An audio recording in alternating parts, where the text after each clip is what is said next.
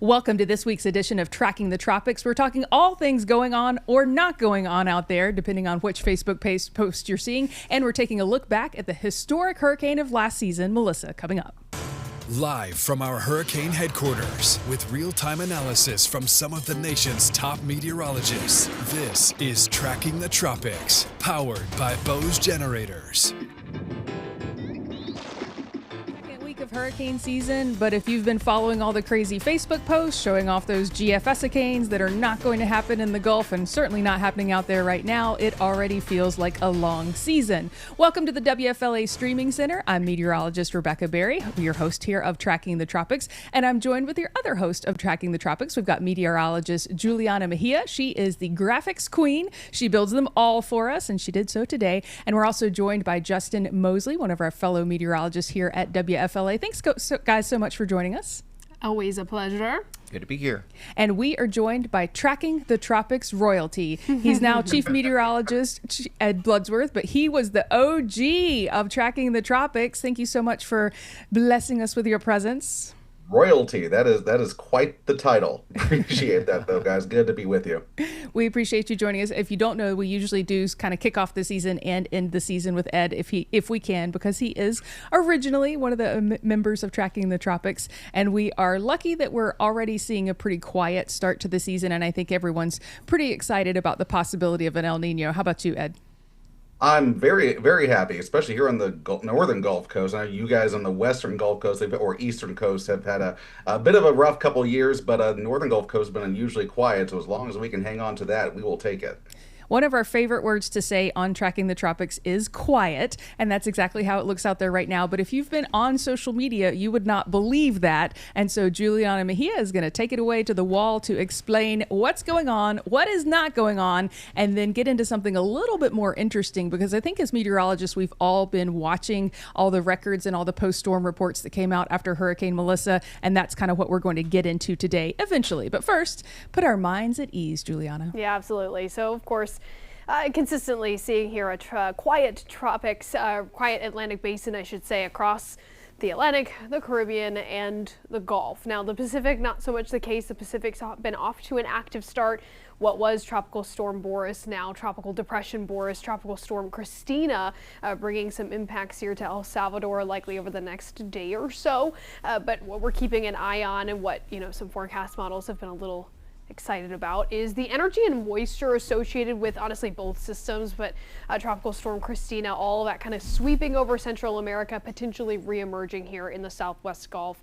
But take peace of mind here that overall, that deep tropical moisture looks to really stay out in the Western Gulf, as well as almost kind of just wash away over into Mexico over the next few days.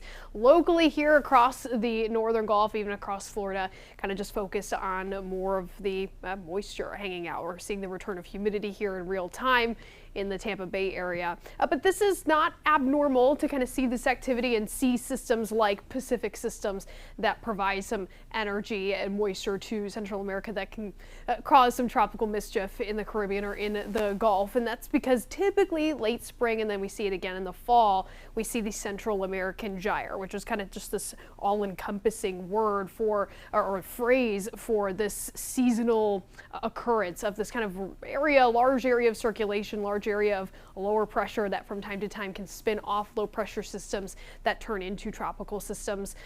Part of the reason why throughout the month of June we tend to look closer to home to potentially those homegrown systems for tropics activity here across the Gulf, portions of the Caribbean, but mainly the Gulf and even the East Gulf at that, very close to home here in Florida for potential tropical development. Again, though, so far so good and keeping things nice and quiet, which is why then that's why we want to kind of break things down for last season, kind of talk about Hurricane Melissa, and I think Melissa serving as the prime example of, we're looking at a quiet hurricane season ahead, hopefully. Absolutely. But it only takes one storm. And that's one of the reasons we're looking back at Melissa today, because if you think about how quiet last season was with no continental U.S. landfalling hurricanes, it did seem like a really quiet season. But then we had Melissa, which was such a monster. It was such a record breaker. It was such a giant monster of a storm, and it was so record breaking.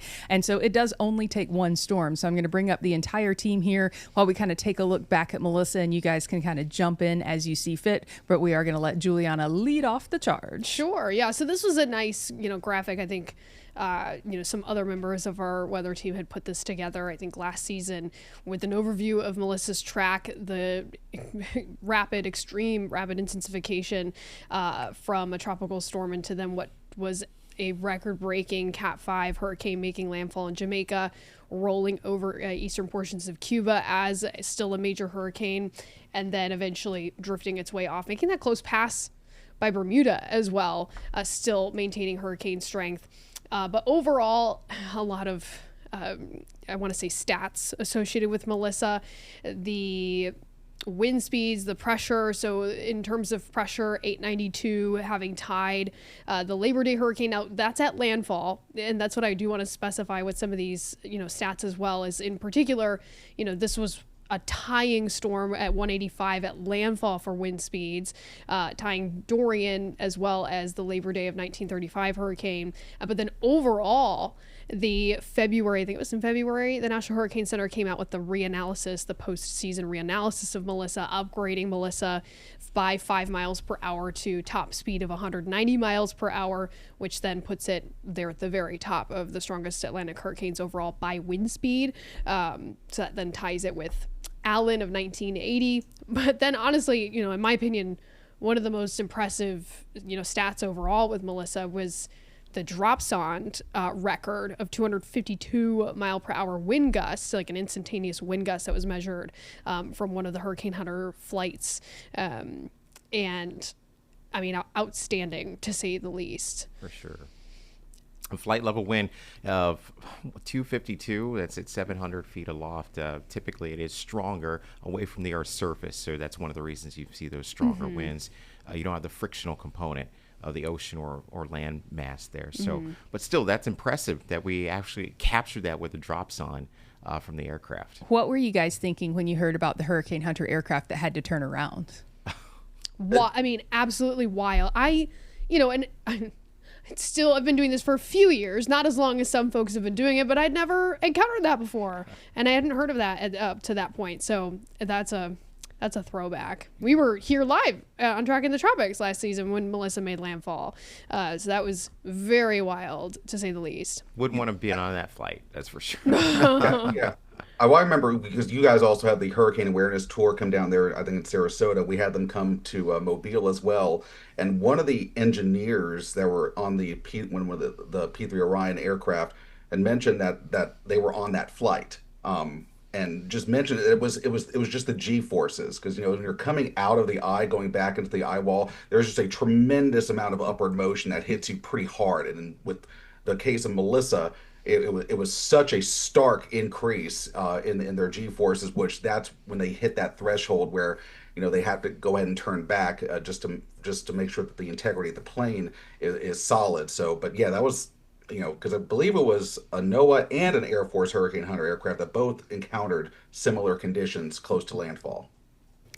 And then I wanted to bring to everyone's attention, this is an interactive show. And so if you have comments about Melissa, if you have questions about anything that's going on in the hurricane season, you can go ahead and drop a comment in our comment section. But we do need you to use one of our hashtags. Our hashtags are hashtag Hey Rebecca, hashtag Hey Juliana, hashtag Hey Justin, and hashtag Hey Ed. That's the shortest one. So if you're looking to type the least, hashtag Hey Ed. But that way we can bring your comments into our system, because we are really going to be nerding out about Melissa. Were you watching during landfall, Ed? I know most meteorologists around the country were just looking at what was potentially a historic storm. And then the Google DeepMind AI actually predicted some of this to the letter. Yeah, that's one question I asked Michael Brennan, the NHC director, and one thing he brought up was, of course, there's been a lot of push, especially over the last couple of decades here, to better forecast these rapid intensification cycles, which is something that we all know has been very difficult in the past for models to be able to handle. But they've gotten a lot better, and they're noticing improvement amongst the models in terms of forecasting these rapid intensification events, more in putting the accumulated cyclone energy and the ocean heat content more into their models. So this is a very well forecast event, and you talk about how slow that storm was moving. I think you guys remember this thing was just crawling to the west and just sitting over really an ideal low spot for this to occur, with a low shear and just that deep pool of warm water there sitting over a bathtub. And you look at that track. I mean, if that track had shifted about 20-25 miles to the east, you would have had a big situation there in Kingston on the eastern side of Jamaica. So as terrible as this was, I mean, this could have been far worse had the track shifted a little bit farther east. Absolutely. And I don't want to put you on the spot, Juliana, but you actually did a piece for our hurricane special about AI and hurricane forecasting. Is there anything you kind of want to tease and share with the Tracking the Tropics audience before our hurricane special comes out next week, or actually this weekend? There is just a lot of cool stuff going on in terms of the AI, integration into forecasting and different, I want to say companies coming to the market and getting involved. And there was a private company that I had the pleasure of speaking with, and they're based out of California, that are doing really cool things. They are some forecast models are also doing this as well. The National Hurricane Center, I know, integrating their data into then the forecast models and to improve these forecast models. I say data, the data that they're collecting from Hurricane Hunter flights and dropsondes and such. And so this company has now built what they call a constellation of their own weather balloons that are not weather balloons as we know them, that the Weather Service, sends up twice a day. And it's a very temporary, just a one-time collection of data. They have created longer living weather balloons that can fly for days, weeks at a time, and are constantly collecting data. And they're using that then and feeding it into their own proprietary AI model. And it is outperforming things like the Euro by a substantial benchmark, or by a substantial amount. So I'm very curious to see how it performs throughout the season ahead, to keep an eye on something like that. And I have seen your story. It is really fascinating. And I love the way the balloons look, because they don't look like a traditional weather balloon. So that does debut this weekend. If you'd like to tune in to our Tracking the Tropics special, Surviving the Storm, this year's hurricane special is centered around technology, whether it's technology to help protect your homes. That's what I focused on with lifting homes out there that are in flood-prone areas, or AI, like what Juliana focused on. And then Justin, you actually focused on how the city is preparing for the big one. That's right. And we didn't see the big one 2 years ago. I know it was pretty rough around here, but you really have to look back to the 1920s, Rebecca. The last time Tampa Bay was facing a storm of a magnitude that would create a major storm surge affecting Hillsborough and Pinellas County. So it's really interesting. We did dive into that. And that special's coming up this Saturday. I can't wait. I got my DVR set. Yeah. But we have come to the best part of Tracking the Tropics, which is the interactive part. You can ask us a question and we'll be able to answer it. You'd have to use one of our hashtags, hashtag Hey Ed, hashtag Hey Justin, hashtag Hey Juliana, or hashtag Hey Rebecca. And it just so happens we're kicking it off with Anthony's comment from our Facebook section. Hashtag Hey Rebecca, what challenges do the casters have in trying to forecast and predict an El Nino season? And so that is a challenge, unfortunately. And we've had some forecasts that busted in the past, where the El Nino or the La Nina wasn't as strong, or it didn't arrive as early, or maybe it was later than they expected. And so what I'm a little bit more confident with this El Nino is how strong the signatures are for it. They're forecasting, based on those warmer waters in the Pacific, that this is going to be a record El Nino. It's not just going to be a strong El Nino, it's going to be significantly stronger than any El Nino we've seen on record. I don't know if you've seen some of those numbers, Ed, or some of those signatures, but it looks like we're really going to have to buckle up with the El Nino. It does make it a little stormier across the southeast during the winter parts, of course.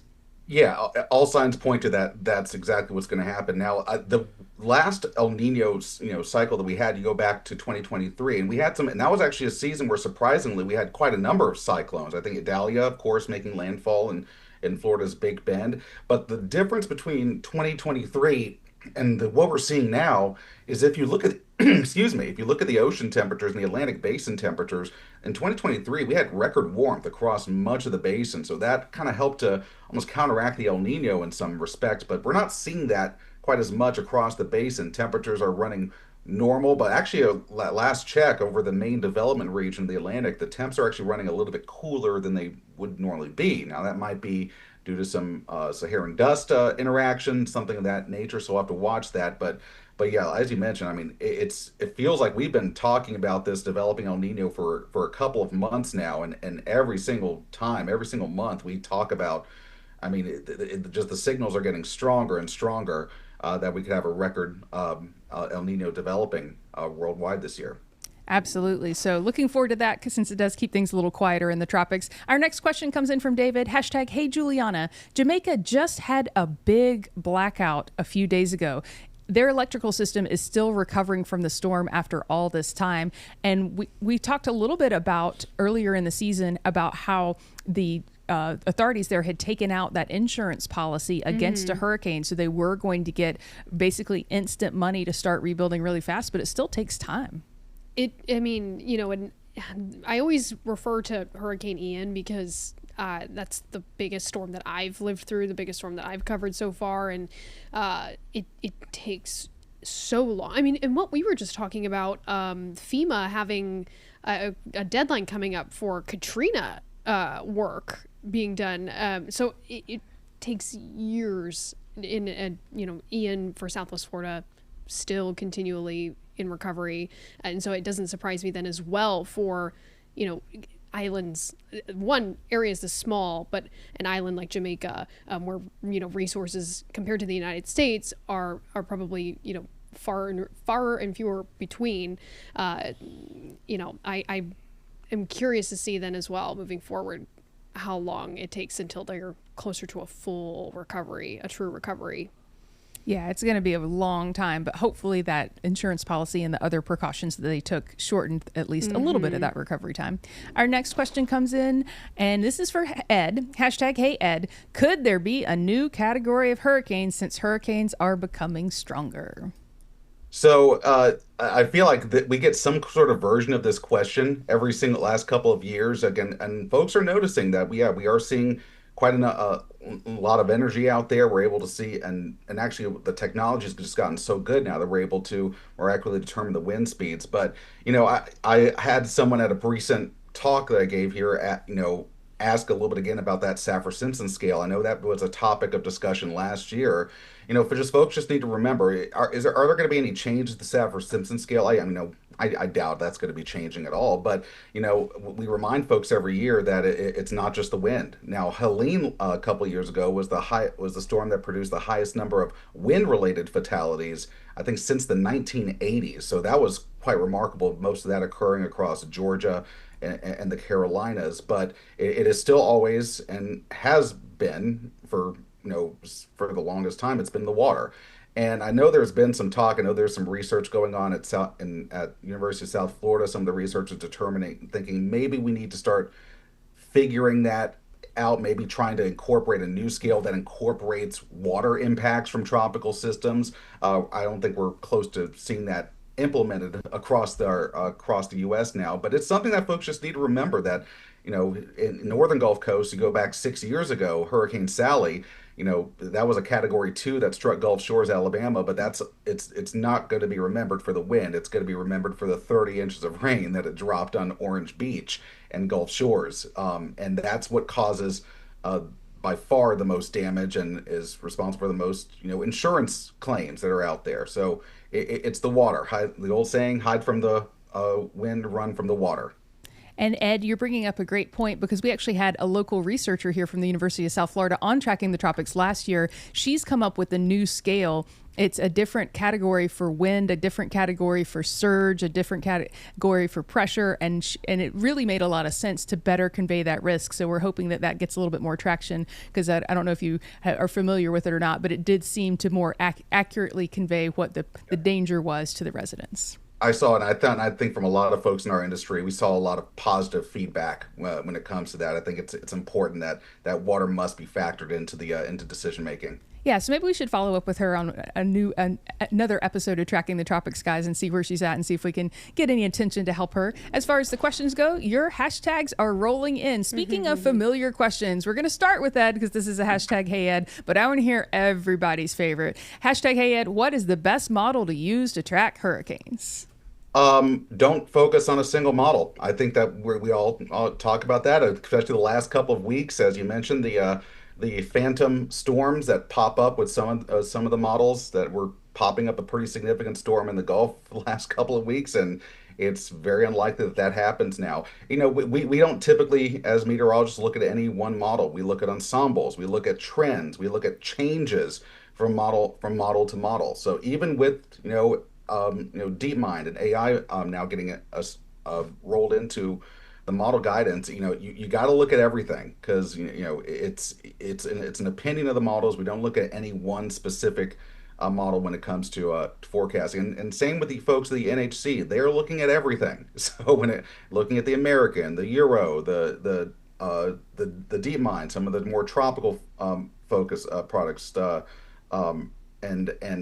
and so they're looking at everything when it comes to their forecast, and of course getting the information from the hurricane hunters and sail drones and all those other things here that all goes into their forecast. So it's not just one model. And again, if you are very avid on weather Twitter and weather social, again, don't pay attention to one specific model, because that is in no way etched in stone when it comes to tropical systems. Yeah, this time of the year, I tend to hate the GFS purely because of the GFS-icanes.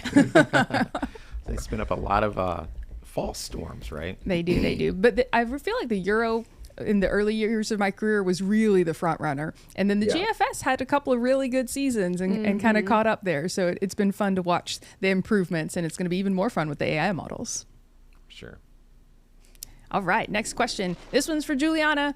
Why and how did Melissa get so strong so quickly? Well, it's actually, this is a current look at ocean heat content, but that's what, I think Ed had hinted at that earlier, of the jet fuel of the Caribbean. And, I don't, unfortunately, can't pull up the data from that time of last season, what the ocean heat content, what the sea surface temperatures looked like. But, ridiculously hot. Like at that point, it's not warm sea surface temperatures, very hot sea surface temperatures is a big part of it. And from what I remember too, we were talking about of like the lack of wind shear. I think there was like this pocket, just this sweet spot for quite literally the perfect storm in terms of where Melissa was, positioned in the Caribbean, but then mainly what we're looking to is the sea surface temperatures that quite literally act like jet fuel for these systems.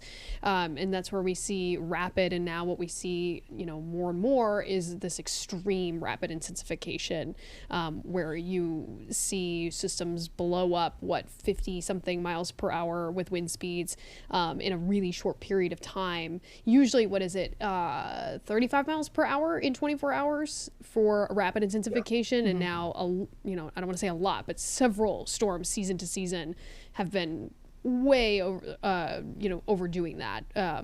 So that's a big part was the lack of wind shear, the environment, but mainly how hot the Caribbean was. And, what we see from time to time too with various storms is when there's, like right now, untouched and unscathed, Caribbean Gulf waters that just have been literally cooking and boiling and haven't had any storms pop up beforehand or recently, then there's, more for a storm to tap into. Absolutely. I think when I think of rapid intensification, the first storm I think of was Andrew, because we really had terrible forecasting for intensity back with Andrew. People went to bed with a lower end hurricane and woke up with a strong one basically on their doorstep. And we're kind of talking about Melissa and that rapid intensification. I feel like every meteorologist has a couple of storms that really stick out to them. Irma was terrible for me. I was a forecaster in Jacksonville at that point. And then of course, Helene and Milton here in Tampa, really terrible for me. I want to use our featured meteorologist, Ed, what are your storms that stick out? So let's go back. So if folks don't know, I grew up in Tampa, Florida. So I went to Blake High School just up the river there from the FLA studios. And very vividly remember the 2004 hurricane season and a storm named Charlie. I remember just being up most of that night, just, because I was just so into the tropics in this storm, taking a couple of hours nap, and then all of a sudden waking up after it emerged off of Cuba, and it went from like 105 miles an hour all the way up to like 145 in just a blink of an eye. So that storm I vividly remember when I was looking at rapid intensification, and it moved over the southeastern Gulf in and around that loop current, which I know we talk about quite often when a storm passes over that region in the southeastern Gulf. But I remember that. I certainly, here in Mobile, when we recovered Sally kind of ran out of time, but it was starting to undergo a rapid intensification just before landfall. So yeah, we're seeing a lot of this, not just in the Atlantic. We're seeing it all over the Pacific Basin as well, in the eastern Westpac. And I think we just had a storm, earlier this year, a big typhoon that went rapid intensification in the Westpac as well. So this is happening all over the world. But we're more, like I said, models are getting better at forecasting this event. The big one that I think of is Otis. From the Eastern Pacific. What was that, 2 seasons ago? I think 2 or 3, yeah. Yeah, that was kind of how you described Andrew, Rebecca, was, I think they were talking about a tropical storm, maybe category 1, that then within days was knocking on their door as a major hurricane. What about you, Justin? What are your dangerous storms? Yeah, I mean, I think back to Ed mentioned Hurricane Charlie. I was in Orlando working that storm, and the forecast track actually had Tampa Bay in the crosshairs for days on end. And at the last moment, Charlie took a little bit of a jog, impacting Southwest Florida through Charlotte County and up through Orlando, where I was working at the time. And I think one of my big concerns are, and really continues to be, the rapid intensification. You go to bed, it's hard to communicate that to the public. You may go to bed dealing with a tropical storm, and you could wake up and it's a cat 2, 3, maybe even 4, 5 storm. It's a big issue for us, and that's one of the reasons the Hurricane Center stresses prepare for a category higher than what we are forecasting, and we may have to up that over the next few years because storms are so strong. And I'll I would just add to that, because of course in Tampa Bay and here we've had a lot of movement of folks down at this area, and folks who don't know understand really what this will do. You get a quick tropical system before you know you have a hurricane, and if you're unprepared for it, that can spell big problems. Absolutely. We did have a comment come in, and I just wanted to bring it up because we talked about it a little bit last week, but then Chief Meteorologist Jeff Baradelli and I were talking about it as well. This is from Zach75, hashtag Hey Rebecca. Wasn't Andrew during an El Nino year 2? And Jeff's point was that it was winding down at that point. It was basically over. It was more of a technicality that Andrew is included in an El Nino season. Mm-hmm. And so I thought that was really interesting perspective to add to that conversation. And even in an El Nino year, it also shows you that you can still deal with a very intense storm. I mean, we didn't have many storms in 1992. I believe there were like 6 hurricanes or something like that. But of course, we had Hurricane Andrew strike South Florida, a major hurricane, category 5. So it really doesn't speak to the intensity of the storms. You can still get a very intense or strong hurricane even in an El Nino year. Mm-hmm. And in the final minute of Tracking the Tropics, I'm going to give the floor to Ed. You are for your thoughts on the season and anything else you want to share with the Tracking the Tropics audience. Yeah, I know. It feels like we beat the drum all the time this time of the year when we're at this portion of the season, when we're early on, and it's relatively quiet. My big concern this year is that, especially here on the northern Gulf Coast, we've gone several years. It's been since 2006, the last time we had this list of names that you have up there now. That was the last time we had a landfalling hurricane, at least in the Alabama, Northwest Florida Gulf Coast. Of course, we had Francine a couple of years ago, but But that was, and that name Sally did not get retired. So I've been having this sort of residual nightmare if for some reason this season were to go off the charts, and if for some reason we get Sally out there, I'm just dreading the messages we're going to receive from folks. But it's quiet now. Now is the time, folks. Get your hurricane supplies together. It doesn't have to be all at once. It could be a couple of trips, maybe picking up an extra pallet of water at the grocery store, a little extra pack of batteries next time you go out. And just get ready now, because you don't want to ever find yourself in a situation where you're in that mob of folks that we have so much video of over years of covering these storms, being in that mob of folks at a Costco or a Publix or wherever trying to get those last minute supplies. You don't want to be in that group. Wise words from the best. Thanks so much for joining us, Ed, from the WFLA Streaming Center. Thank you so much, Juliana. Thank you so much, Justin. We are going to send it away for the week, but if anything spins up, we will hop on. Otherwise, we will see you at Tuesdays at 12:30 for our next regular scheduled program.